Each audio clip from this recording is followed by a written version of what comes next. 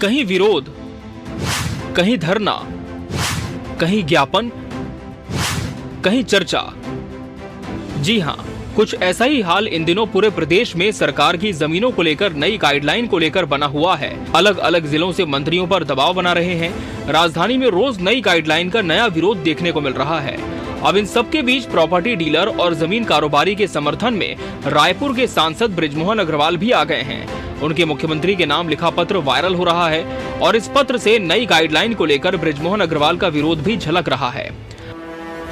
बृजमोहन अग्रवाल अपने पत्र के जरिए न केवल प्रॉपर्टी डीलरों की मांग को जायज बता रहे हैं, बल्कि सरकार से नई गाइडलाइन पर पुनर्विचार की मांग भी कर रहे हैं। इधर इस मामले में सरकार और विरोध करने वालों के बीच बातचीत लगातार जारी है और गतिरोध खत्म हो इस पर सहमति बनती दिख रही है।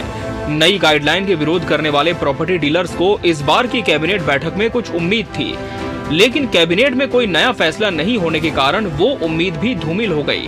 अब विपक्ष इसे मुद्दा बना रहा है। ऐसे कई भारतीय जनता पार्टी के नेता और मंत्रियां रायपुर के शहर के आसपास सैकड़ों जमीन खरीदे हैं ताकि उन जमीनों को कम रेट में खरीदे और ज्यादा रेट में बेचे, और एक गरीब मजदूर, मध्यम परिवार, एक किसान अपना घर तक भी ना बना पाए। क्या यही सरकार की पॉलिसी है? आज तो बृजमोहन अग्रवाल जी, भारतीय जनता पार्टी के वरिष्ठ नेता, उन्होंने चिट्ठी लिखा है कि जो कलेक्टर दर, गाइडलाइन दर बढ़ाया गया है उसको वापस लिया जाए, विचार किया जाए। अब सरकार बताए तो दोनों में से कौन सही है? बृजमोहन अग्रवाल सही है या सरकार सही है? उनके लोग ही उंगली उठा रहे हैं, हम नहीं उठा रहे। हम तो जनता के लिए लड़ाई लड़ रहे हैं और लड़ेंगे। और मैं आज भी कहना चाह रहा हूं, सरकार को बढ़ी हुई गाइडलाइन दर आज नहीं तो कल वापस लेना ही पड़ेगा, लेना ही पड़ेगा। फिलहाल जमीन गाइडलाइन को लेकर सरकार खुलकर कुछ नहीं कह रही है, लेकिन अंदर खाने में इस पर पुनर्विचार जरूर चल रहा है। अब बृजमोहन अग्रवाल के पत्र के बाद इस मुद्दे पर सरकार ने चुप्पी साध ली है। देखिए, ये उनका माननीय सांसद जी का व्यक्तिगत विषय है और उनको अधिकार है, वो माननीय मुख्यमंत्री को किसी प्रकार का पत्र लिख सकते हैं। परंतु मुझे इस पर लगता है कोई टिप्पणी ज़्यादा नहीं करना चाहिए, परंतु वो सांसद के नाते जो उनको संज्ञान में आया होगा वो चिट्ठी लिखे होंगे। बहरहाल नई गाइडलाइन प्रदेश में लागू है और उसका विरोध प्रतिदिन बढ़ता जा रहा है। ऐसे में अब बीजेपी के वरिष्ठ नेताओं की टिप्पणी इस नए नियम के औचित्य पर सवाल उठा रही है और हर बार की तरह कांग्रेस को एक बार फिर बीजेपी के खिलाफ बैठे बिठाए मुद्दा मिल ही गया है। Bureau report, TV 24 news.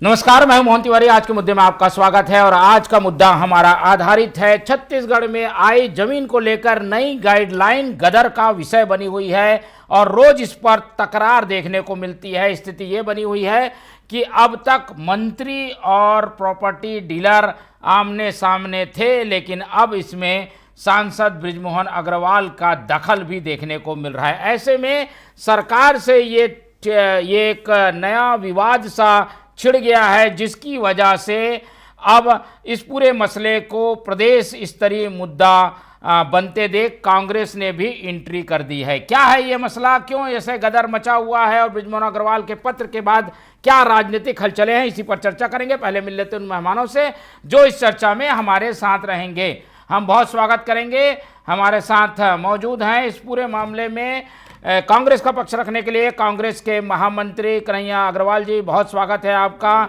हमारे साथ मौजूद हैं प्रॉपर्टी डीलर्स की ओर से उनका पक्ष रखने के लिए पुष्पेंद्र सिंह परिहार जी, बहुत स्वागत करेंगे आपका। और बीजेपी का पक्ष रखने के लिए हमारे साथ मौजूद हैं बीजेपी की ओर से वात्सल्य मूर्ति जी। तो तीनों मेहमान हमारे साथ बने हुए हैं और जैसा कि हमने बताया कि ये मसला पहले मंत्री और प्रॉपर्टी डीलर्स के बीच एक तरीके से उलझा हुआ दिख रहा था, लेकिन अब बृजमोहन अग्रवाल के पत्र के बाद स्थितियां नहीं बदली हैं और कांग्रेस ने भी इस मुद्दे को लपकने में देर नहीं की है। एक एक करके प्रतिक्रियाएं लेते हैं और जानते हैं कि ये मसला सुलझ क्यों नहीं रहा। और आज कैबिनेट की बैठक में इसको लेकर कोई फैसले की बात भी थी, लेकिन वो फैसला नहीं आया, तो ऐसा लगता है ये विवाद और गहराएगा।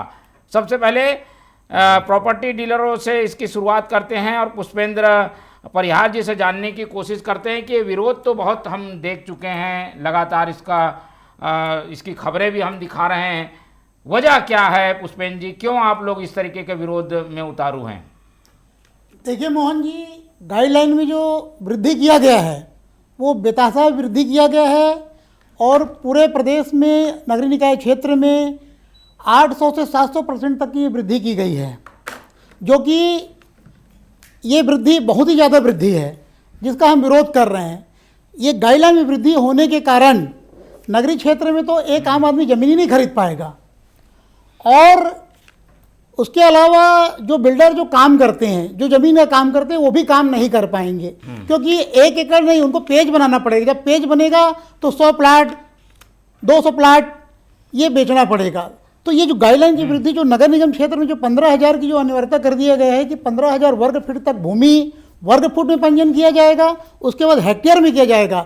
दोनों जब मूल्यों को जब जोड़ा जाएगा तो जो बाजार भाव जो वास्तविक जो 1 से 1.5 करोड़ होना था वो सीधा 5 से 6 करोड़ रुपए हो जा रहा है, जिसका भार किसको पड़ेगा? बिल्डरों को पड़ेगा, जिसके कारण जमीन का मूल्य बढ़ जाएगा और आम जनता को वो प्रोजेक्ट भारी भरकम महंगा दिखेगा। इस बात को लेकर हम विरोध कर रहे हैं और ये जो गाइडलाइन का जो मूल्य की वृद्धि हुई है, जनता को इसमें कुछ क्षेत्र में जहां भूमि अधिग्रहण करना है वहां फायदा होगा, बाकी अन्य क्षेत्र में फायदा नहीं होगा क्योंकि एक किसान नगरीय निकाय क्षेत्र आसपास के निवेश क्षेत्र से जमीन को बेच करके दूर स्थान में जाएगा तो वहां का भी गाइडलाइन का दर बढ़ा दिया गया है, यानी नगर निगम सीमा का भी क्षेत्र का गाइडलाइन रेट बढ़ाया गया है और ग्रामीण अंचल का भी बढ़ा दिया गया है, यानी मुख्य मार्ग की कीमत भी बढ़ा दिया गया है और अंदर को भी बढ़ा दिया है। कोई समानता सबको समान कर दिया गया है, यानी नगर निगम क्षेत्र और ग्रामीण क्षेत्र इसमें कोई अंतर नहीं किया गया है, जिससे इसमें आम जनता को कोई फायदा नहीं दिख रहा है और जमीन की जो मूल्य वृद्धि किया गया है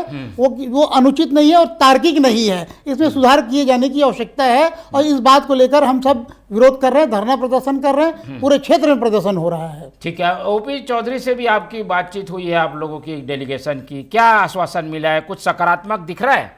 देखिए, ओपी चौधरी जी से हमारी मुलाकात हुई, हम सब लोग सब एक मत होकर के गए और वहाँ उनसे हमने पूरा निवेदन किया है कि इसमें संशोधन किया जाए, तो उन्होंने भी स्वीकार किया कुछ क्षेत्र में वृद्धि ज़्यादा हो गई है और जिसमें मैं सुधार करूंगा, इसकी तैयारी चल रही है और हमें उम्मीद था कि आज जो कैबिनेट हुआ उसमें कुछ निर्णय होंगे, लेकिन आज हमको निराशा हाथ लगा है।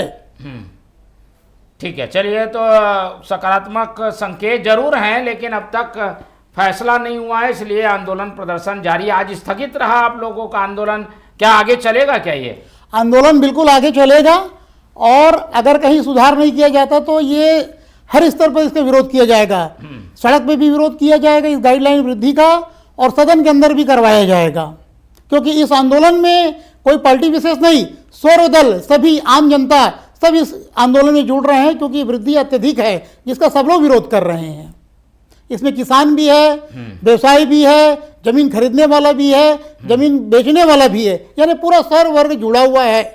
और आज जनता की समस्या को, जनता जो गाइडलाइन वृद्धि से जो जनता को जो भार पड़ने वाला है उसको समझ करके यहाँ के जो रायपुर राजधानी में ही इस गाइडलाइन वृद्धि का सबसे ज़्यादा प्रभाव रायपुर राजधानी में पड़ा है। तो यहाँ के जो सक्रिय जो सांसद हैं और लोकप्रिय सांसद है इस समस्या से अवगत होकर इन्होंने सरकार को पत्र लिखा है कि गाइडलाइन के जो दर जो बढ़ा है उसको कम किया जाए। जैसे कि पहले पंजीयन शुल्क 0.8% था जिसको 4% किया गया है, उसको कम करने के लिए पत्र लिखा है। चलिए, तो ये इनका पक्ष हो गया, लेकिन इस मसले में बृजमोहन अग्रवाल के पत्र के बाद कांग्रेस ज़्यादा खुश दिख रही है। अभी पता चला है कि उसकी प्रतियां भी जलाई जा रही हैं और सीधे सवाल सत्ता पक्ष से पूछे जा रहे हैं। कन्हैया जी से समझने की कोशिश करते हैं कि बृजमोहन अग्रवाल ने अगर इनका समर्थन भी कर दिया तो कांग्रेस के लिए क्यों बल्ले बल्ले जैसी स्थिति बनी हुई है? कांग्रेस के लिए कोई बल्ले बल्ले वाली स्थिति नहीं है मोहन जी।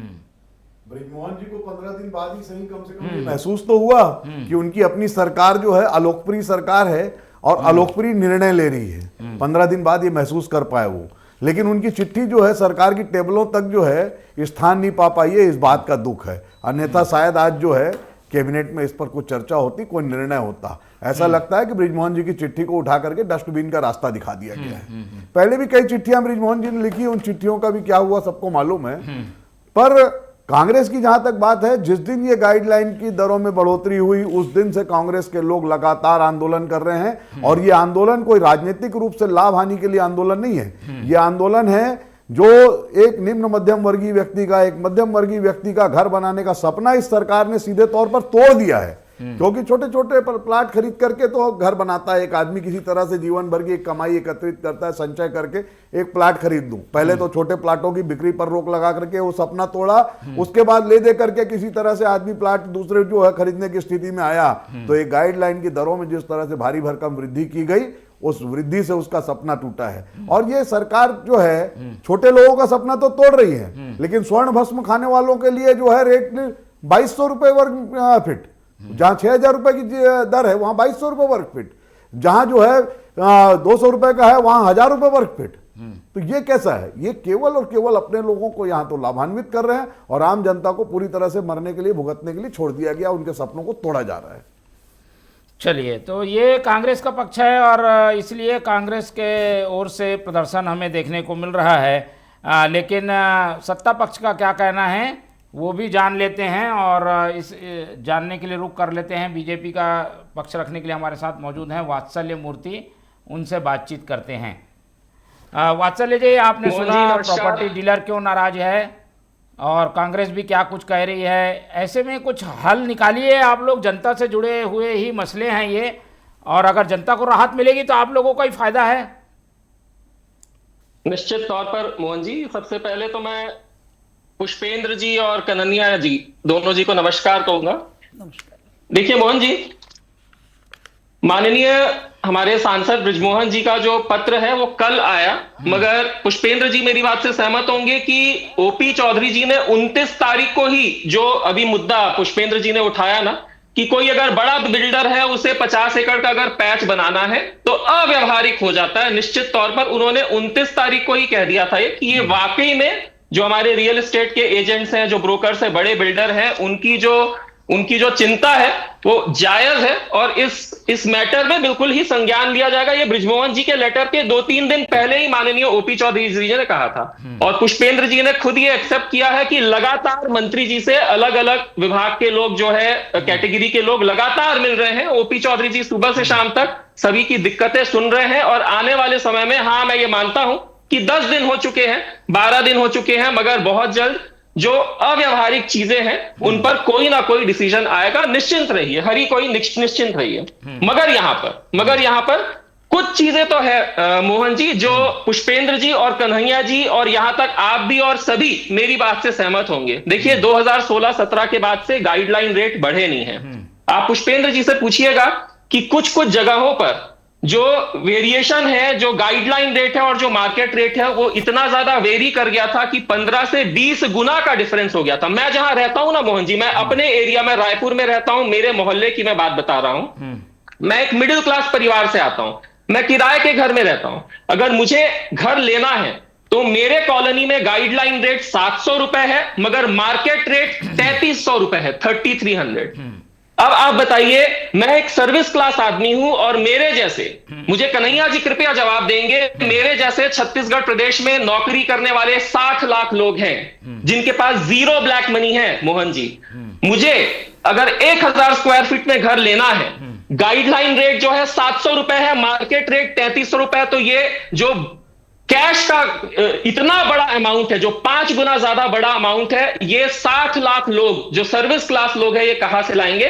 कृपया करके कन्हैया जी बता दें, क्योंकि आज इस रिफॉर्म के आने के बाद मुझे बैंक लोन दे देगा मोहन जी, मगर पहले बैंक मुझे लोन नहीं देता था। मैं किराए के घर में रह रहा हूं, मैं जिंदगी में एक बार मकान लूंगा। कृपया करके मुझे 60 लाख लोगों की चिंता से कन्हैया जी अवगत कराएं, पहली बात। दूसरी बात, माननीय ओपी चौधरी जी ने कहा है कि आज की डेट में 13,000 करोड़ के प्रोजेक्ट्स जो हैं, डेवलपमेंटल इंफ्रास्ट्रक्चर प्रोजेक्ट्स जो है रुक चुके हैं, जिनमें 50% से ज्यादा इरिगेशनल प्रोजेक्ट्स हैं। इरिगेशनल प्रोजेक्ट्स, इरिगेशन के ऊपर 26 लाख हमारे किसान, अगर मैं उनके परिवार की बात करूं तो लगभग 1.5 लाख लोग आज इरिगेशन के ऊपर निर्भर हैं। अगर इतने बड़े इरिगेशन प्रोजेक्ट इस वजह से रुक जा रहे हैं, तो आप सोचिए इन 1.5 करोड़ किसान परिवारों का क्या हाल हो रहा होगा।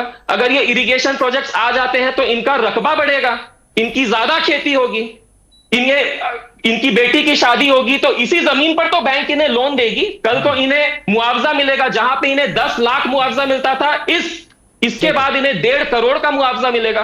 तो देखिए, फिर भी निश्चित तौर पर जो पुष्पेंद्र जी ने कहा है, मैं उनकी बात से 100% संतुष्ट हूं कि कुछ जगहों पर तो अमेंडमेंट होना ही चाहिए, और यही बात माननीय बृजमोहन जी ने भी कही है। ठीक है, तो बृजमोहन जी की बात सही है, ये बात आप भी मानते हैं? भाई, उन्होंने जो नया रायपुर का उदाहरण दिया, कुछ जगहों पर निश्चित तौर पर, ये तो मैं क्या, ओपी चौधरी जी खुद कह रहे हैं, पुष्पेंद्र जी ने अभी बताया कि ओपी चौधरी जी ने माना है कि कुछ जगह अव्यवहारिक है जहां पर अमेंडमेंट होना चाहिए। और मैं बताऊं मोहन जी, कांग्रेस के समय में ऐसा नियम था कि अगर कोई नियम ले आए तो 1 साल तक उसे अमेंड नहीं कर सकते थे, मेरे ख्याल से। मगर आज जो है ऐसी स्थिति है कि आज अगर कोई हमने लाया तो कल उसका अमेंडमेंट हो सकता है। तो बिल्कुल भी चिंता की जरूरत नहीं है, जहां पर भी अव्यवहारिक है वहां पर अमेंड किया जाएगा। तो कब तक इंतजार करें? इस तरीके का प्रदर्शन चलता रहेगा, ऐसे खींचतान चलते रहेगी, इंतजार कितना करें? मैं सिर्फ ये कह सकता हूं मोहन जी, भारतीय जनता पार्टी के हमारे ट्रैक रिकॉर्ड को देखते हुए बहुत जल्द हर किसी को खुशखबरी मिलेगी। मगर अगर आप एक्सपेक्ट करेंगे कि जो 2016 से लेकर अभी तक रेट बढ़े ही नहीं है, उसे भी पीछे कर दिया जाए, पूरी इकोनॉमी को नीचे कर दिया जाए। आज 13,000 करोड़ का प्रोजेक्ट रुका है, कल को 1 लाख करोड़ का प्रोजेक्ट इसी वजह से रुकेगा, तो ये इतनी भी अपेक्षा मत करिए। मगर निश्चित तौर पर जहां पर भी विसंगतियां हैं, जो पुष्पेंद्र जी ने बताई, वो निश्चित तौर पर दूर होगी। भाई, दिल्ली में भी, नोएडा में भी तो पुष्पेंद्र जी जैसे रियल एस्टेट एजेंट्स हैं, बड़े बड़े बिल्डर्स हैं, वो लोग कैसे काम कर रहे हैं। आज मैं आपको बताऊं मोहन जी, पुष्पेंद्र जी आप बताइएगा, छत्तीसगढ़ में आज 10,000 अलग अलग स्लैब्स हैं, 10,000। वहीं मैं दिल्ली की बात करूं तो वहां के जो ब्रोकर्स हैं, एजेंट्स हैं, वो 60-70 स्लैब्स में काम कर रहे हैं, मगर कमा रहे हैं वो लोग। तो ये विसंगतियां हैं। मैं अगर छत्तीसगढ़ और दिल्ली, नोएडा को कंपेयर करूं तो मैं गलत हूं। मैंने बस एक एग्जांपल दिया, मैं गलत हूं, एग्जांपल भी दे रहा हूं। मगर विसंगतियों को दूर करना भी जरूरी है, ये हमारे छत्तीसगढ़ के लिए जरूरी है। चलिए, तो ये बड़ा आश्वासन दे दिया है वात्सल्य जी ने। बीजेपी तो चाह ही रही है कि भैया कोई विरोध ना हो और आपस में बैठ के बातचीत हल कर दी जाए, और एक सहानुभूति पूर्वक विचार करने की बात भी हो रही है। कन्हैया जी, आप लोगों के हाथ से तो मुद्दा निकल जाएगा। देखिए, हम तो पहले कहा मैंने कि कोई राजनीतिक मुद्दे के लिए लड़ाई नहीं है। जो आप बार बार कह रहे हैं मैं उसको स्पष्ट कर देता हूँ। ये लड़ाई आम जनता की लड़ाई है, और आम जनता की लड़ाई लड़ना विपक्ष की जिम्मेदारी है। हम उस जिम्मेदारी से मुंह नहीं मोड़ करके उनकी लड़ाई को लड़ रहे हैं। बल्कि ये तो अभी हमारे भाई जो कह रहे थे ना कि उन्होंने तो बड़ा स्पष्ट रूप से बता दिया कि बृजमोहन जी की स्थिति क्या है। उनका कहना है ओपी चौधरी ने 3 दिन पहले कह दिया था जिन जिन विषयों को, उसको बृजमोहन जी ने 3 दिन बाद चिट्ठी में लिखा है। यानी कि बृजमोहन अग्रवाल जी की चिट्ठी जो है, एक तरह से ओपी चौधरी के कहने के बाद उसका श्रेय लूटने के लिए शायद चिट्ठी लिखी है बृजमोहन जी ने, ऐसा उनका कहना है। कि वो तो पहले ही कह चुके हैं ओपी चौधरी जी, वो फालतू बात कर रहे हैं बृजमोहन जी इस तरह की चिट्ठी जारी करके।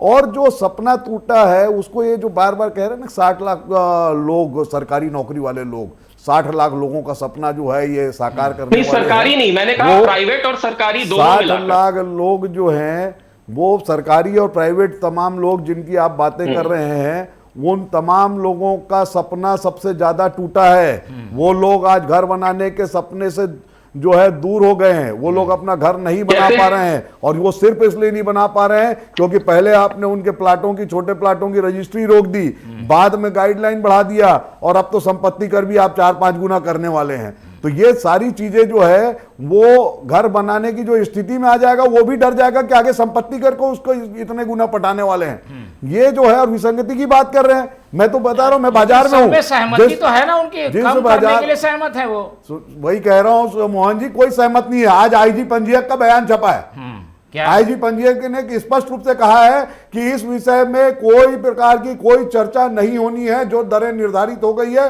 वो निर्धारित हो गई है, उस पर किसी तरह की कोई चर्चा नहीं होगी। ये निर्णय अंतिम निर्णय है, ये उनके विभाग के अफसर का बयान है, कोई मेरा बयान नहीं है। तो कहां ये केवल और केवल जो है इसको एक तरह से ये कह लीजिए कि लोगों को भ्रमित करने के लिए 10-5 दिन टाला जाए, टालने के बाद जो है जो आदमी जिस तरह से भुगतना है हर मुद्दे में जिस तरह से भुगतते आए वैसा फिर भुगत लेंगे। ये हंटर मारो की जो राजनीति है कि जिस तरह से लोगों को मारते जाओ। एक पुरानी कहावत थी ना कि राजा बोलता था कि मेरे राज्य में कोई विरोध नहीं करता है, फिर बोले कि ना एक एक हंटर मारना शुरू कर दो, फिर बोला 2-2 हंटर मारना शुरू कर दो। तब एक व्यक्ति ने आखिर विरोध में चिट्ठी लिखी तो उसको बुलाया गया कि भाई तू एक इकलौता आदमी निकला है जो राजा के विरोध कर रहा है। बोले साहब मैं विरोध नहीं कर रहा हूँ, ये हंटर मारने के लिए आपने 3-4 आदमी रख देते तो चला जल्दी जल्दी काम निपट जाता। ये उसी नीति पे चल रहे हैं कि हमने एक काम किया खराब, वो चल गया सुन लिया, दूसरा किया सुन लिया, तीसरा करो, तब तक करते रहो जब तक कि लोगों की पीठ पूरी तरह टूट ना जाए। ठीक है, चलिए पुष्पेंद्र जी, अब हम ये समझ लेते हैं कि अब जबकि थोड़े रास्ते निकलते दिख रहे हैं आप लोगों के आंदोलन को लेकर, आंदोलन आगे क्या होगा? आंदोलन को लेकर आगे की रूपरेखा क्या है? देखिए, हम लोग कल मीटिंग बुलवाए हैं, आज जो निर्णय होना था वो नहीं हो पाया है, तो आगे की रणनीति तय की जाएगी और जो सुझाव जो मतलब जो रियल एस्टेट में जो सुधार हो सकता है वो सुझाव को लिस्टबद्ध किया जाएगा और आगे रणनीति बना करके आंदोलन किया जाएगा। आंदोलन अभी जारी रहेगा मतलब? हाँ, विरोध जारी है, लोग अपने अपने स्तर पे विरोध कर रहे हैं और कहीं पे हमको ऐसा लग रहा है कि विरोध का लाभ भी मिलता नज़र आ रहा है, क्योंकि अभी कुछ कांग्रेस और बीजेपी दोनों नेता इनका विरोध कर रहे हैं और ये दोनों और करना भी चाहिए। अगर त्रुटिवश या जो भी जैसा कोई निर्णय अगर गलत निर्णय हो गया है तो उसको सुधार करने के लिए पक्ष विपक्ष दोनों को बोलना चाहिए। जिसका लाभ किनको मिलेगा? जनता को मिलेगा। इसलिए दोनों मिल करके इसको सुधार करें और सुधार की आवश्यकता है, ताकि क्योंकि अभी देखेंगे बाजार पूरा बैठा हुआ है, कहीं खरीदी बिक्री नहीं चल रहा है। जो जहाँ एकदम मजबूरी है वहीं हो रहा है, क्योंकि विवाद की स्थिति भी आ रही है। अभी 10 दिनों में विवाद हो रहा है, कई सौदे निरस्त हो रहे हैं, क्योंकि जितने की खरीदी बिक्री नहीं उतने ज़्यादा टैक्स पटाना पड़ रहा है इस निर्णय से। इसे जल्द से जल्द सुधार करें ताकि ये व्यवसाय चले, लोग अपना काम करें और राज्य का विकास हो।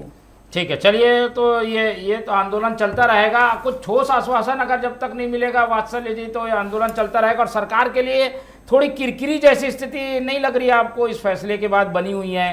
बिल्कुल भी नहीं मोहन जी, तभी तो बैकफुट पे हैं। देखिए मोहन जी, यदि ये किरकिरी नहीं होती तो बैकफुट पे नहीं होते। ये अफसरों के माध्यम से तो बयान जारी करवा रहे हैं, अफसर कह रहा है कि इस पर कोई समीक्षा नहीं होगी। जनप्रतिनिधि कहते हैं कि हम इस पर विचार कर रहे हैं। स्पष्ट है कि जो है किसी तरह से भ्रमित करके मामले टाला जाए और अपनी कॉलर को बचाया जाए, अफसरों के माध्यम से उसको लागू किया जाए। ठीक है, बोलिए वात्सल्य। मैं बोलूं अब? हाँ बोलिए। मोहन जी, आप मुझे बताइए, अगर गाइडलाइन रेट मेरे कॉलोनी का 700 रुपए है और मार्केट रेट 3300 रुपए है, तो ये जो बचा हुआ 2500 रुपए है, ये क्या ब्लैक मनी नहीं है? और जहां तक कानूनी मैं मोहन जी, मैं आपसे ही पूछ रहा हूं कि जहां 6000 रुपए से ज्यादा का रेट है वहां 2200 रुपए का आपने दिया है, तो उसको किस उद्देश्य से 2200 रुपए रखा जहां 6000 का रेट है? उसको क्या लाभ पहुंचाना इस सरकार का उद्देश्य है? एक बिल्डर को लाभ पहुंचाने के लिए 2200 रुपए किया गया है, एक बिल्डर की बड़ी संपत्ति को लाभ पहुंचाने के लिए किया गया। जो शहर की सबसे महंगी कॉलोनी है वहां 2200 रुपए का रेट रखा जाता है। सबसे बड़ी कॉलोनी वाले को लाभान्वित करने का काम हो रहा है। बात रखिए ना, बात कन्हैया जी। अरे कन्हैया जी, बात आएगी ना कन्हैया जी। आप बोल लीजिए, चलिए बोल लीजिए जितना बोलना है, फिर मैं बोलूंगा, आप चुप रहेंगे। 735 की बात बता रहे हैं, तो जहां 6000 का रेट है उसको 2200 रुपए क्यों रखा गया है? उस पर सरकार क्यों नहीं बात कर रही है? उससे क्यों पीछे भाग रहे हैं? क्यों? क्योंकि वो आपके यहाँ आकर के बैठते हैं। क्या आपके साथ उनकी जो है अरे उनकी तो बात तो बोलने दीजिए। 2 विन में दिखाइए जल्दी। एक मात्र बिल्डर को छोड़ा गया रायपुर शहर में, किस लिए छोड़ा गया? चलिए अब ठीक है कन्हैया जी, आप बहुत बड़े हैं, आपसे निवेदन कर रहा हूं, कृपया शांत रहिए, मुझे 2 मिनट बोलने दीजिए। पूरा बोलिए। देखिए, कन्हैया जी ने स्वर्ण भस्म की बात की है। स्वर्ण भस्म एक्चुअली में है कौन? मैं रिंग रोड के ऊपर रहता हूं मोहन जी। रिंग रोड के ऊपर सिर्फ 1 किलोमीटर के पैच में 5 से ज्यादा स्लैब है, 5 से ज्यादा। उसी 1 किलोमीटर में एक बहुत पॉश महंगी कॉलोनी भी बनी है जहां 10,000 रुपए स्क्वायर फीट का रेट है, और उसी 1 किलोमीटर के रोड में एक बस्ती भी है जहां पे 4-4,500 रुपए का स्लैब है। अब ये हुआ कैसे विसंगति देखिए, ये कांग्रेसियों को अपना काला धन खपाना था, इसीलिए इन्होंने 2016 के बाद से वृद्धि नहीं की। अब मान लीजिए ढेबर को अपना काला धन खपाना है, उसे जमीन खरीदनी है, गाइडलाइन को हेरा फेरी लोग कर देते थे। पूरा का पूरा ये जो षड्यंत्र है, इनका गाइडलाइन रेट ना बढ़ाने, इससे जनता का इतना नुकसान है।